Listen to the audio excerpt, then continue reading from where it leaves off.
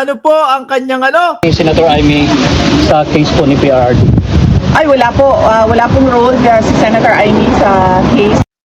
Wala naman pala rule na magagawa, walang maihahatid. Joyride nga lang. Ika nga ho, mga kababayan. Sabi pa doon sa post ni Amy Marcos, with matching kamay-kamay kay Koopman. Hindi ho tayo pumunta dito para magdrama, pumunta po tayo dito para umaksyon. Oh.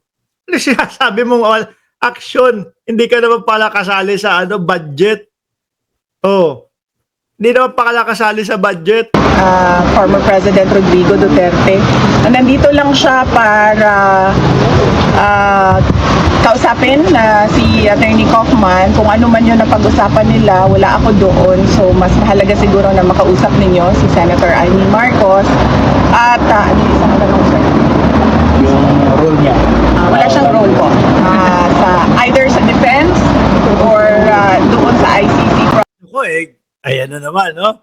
O yan, may nasagap na naman na chismis si Kaufman. Malamang yan. Ang susunod doon nating maririnig na mga ibubuka ng bibig ni Kaufman, mga kababayan, kung ano naman po yung mga ibinubuka ng bibig ni Senadora Amy Marcos. Kasi nung hindi pa dumadating si Senadora Amy Marcos, puro Roque. Halos parehas lang po yung sinasabi ni Roque at ni Kaufman. So ngayon, eto naman, Amy Marcos naman. Amy Marcos naman po ang maririnig natin kay Kaufman. Prosecution case, wala pong role sa Senator Amy. Ito nga, last question na lang kasi ito kasi yung usap-usapan ngayon. Ewan ko lang kung pwede ito. Kasi game po si Attorney Rowena Ganson na maging spokesperson mo. Kasunod yan ng pagkatalaga kay Attorney. Oh. Ano daw, ibig sabihin hindi pa tinatanggap si Guanzon. Nag-o-offer pa lang si Guanzon na maging kumbaga ho mga kababayan, nag-o-offer pa lang si Guanzon na maging spokesperson ng Vice Presidente. Kung sakali tanggapin mo Inday Sara Duterte, total naman bastos. Oh. Di ba?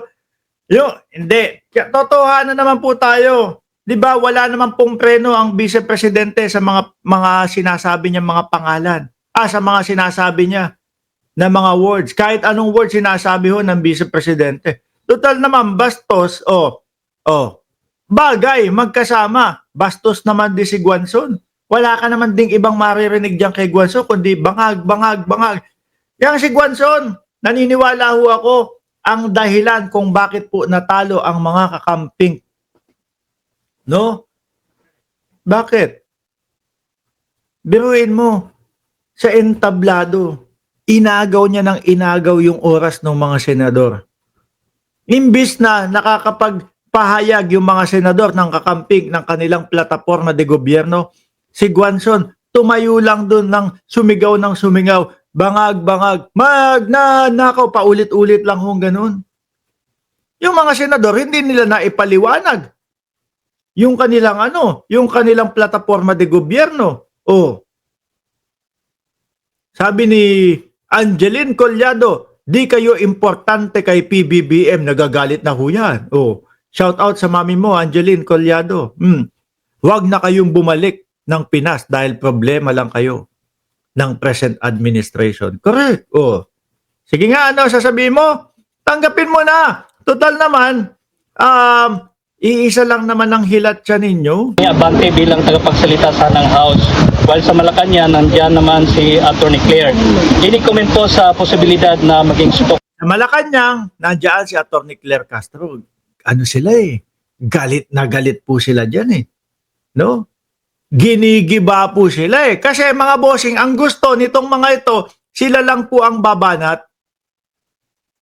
Tapos kapag nirebatan o rinesbakan po yung banat nila, magagalit po sila. Ayaw ho nila noon, mga bossing. Ang gusto ho nila, tuloy-tuloy lang yung banat nila nang hindi re-resbakan. Si Attorney si Attorney Claire Castro. Talagang lahat, walang pinapalagpas. Kaya nag-iiyakan ho. Tapos ngayon, si Attorney Princess Abante, na anak ho ni Congressman Benny Abante. Ginawa naman pong House spokesperson, mga kababayan. Kasi ang dami na din pong kumakalat na mga fake news patungkol po doon sa House. Iyakan ho sila. Ginigiba na din nila si Princess Abante. Wala ho sila magagawa doon. No? Kung yung pagdayo ho ni Inday Sara Duterte sa Maynila, no? Hindi ho pinalagpas ni Attorney Abante.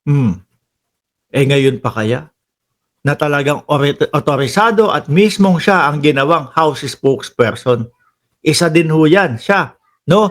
Ang susubaybayan natin, mga bossing. Bukod po kay Attorney Claire Castro. Si Attorney Claire medyo mahinahon pa pong sumagot yun eh. Si Princess Abante sumisigaw. Galit yan. Pag galit yan, bubulyawan kayo niyan nang may pagka-edukada. Hindi kagaya nung kay Inday Sara. Puta, oh, papatayin ko kayo. Papapatay ko kayo. May inutusan na ako. Oh, malayo ho ang pagkakaiba. Di ba? Ngayon, kailangan ng OBP na re-rest back. Naku po. Si Guanzon parang hindi naman matalino doon sa mga doon sa mga banat niya. Parang napakababaw po. Bangag, magnanakaw. Puro ganun lang ho yun. No? Tingin ko nga ho, pwedeng pumalit yun si Guanzon kay Renato Reyes. Kasi ganun lang naman ang style nila Renato Reyes eh. News si Atty. Guanzon? Hindi namin napag-usapan sa Office of the Vice President ang spokesperson. Pero saludo kami sa talino at tapang ni Atty. Rowena Guanzon. So kung gusto niya magsalita, go lang ng go, makikinig tayo. Matalino, simula ho nung eleksyon, mga kababayan, wala akong narinig doon kundi coke. Oh. Kundi magnanakaw, wala hong lalim yung mga sinasabi ni Guanzon ho, mga bossing. At ako, mga bossing, talagang 100% naniniwala ako. Si Rowena Guanzon ang dahilan kung bakit natalo ang mga kakamping. Hindi na ipaliwanag ng mga senador yung kanilang plataforma de gobyerno. Wala ho. Talo din yata yung kanyang P3P something kung ano man yung P3P niya. Di ba? Gustong maging congresswoman. Aba, ang gagawin swap daw. Pagkatapos manalo, biglang exchange na daw, biglang palit na daw ng posisyon. Siya na daw po yung number 1. Hindi umubra. Di ba sabi ni Mabel Quinjo, palambing po ng like. 628 likes. Meron tayong 1,700 viewers. Ngayon iwanan na natin tong si Inday Sara Duterte. No? Dakuin ho muna natin, mga bossing,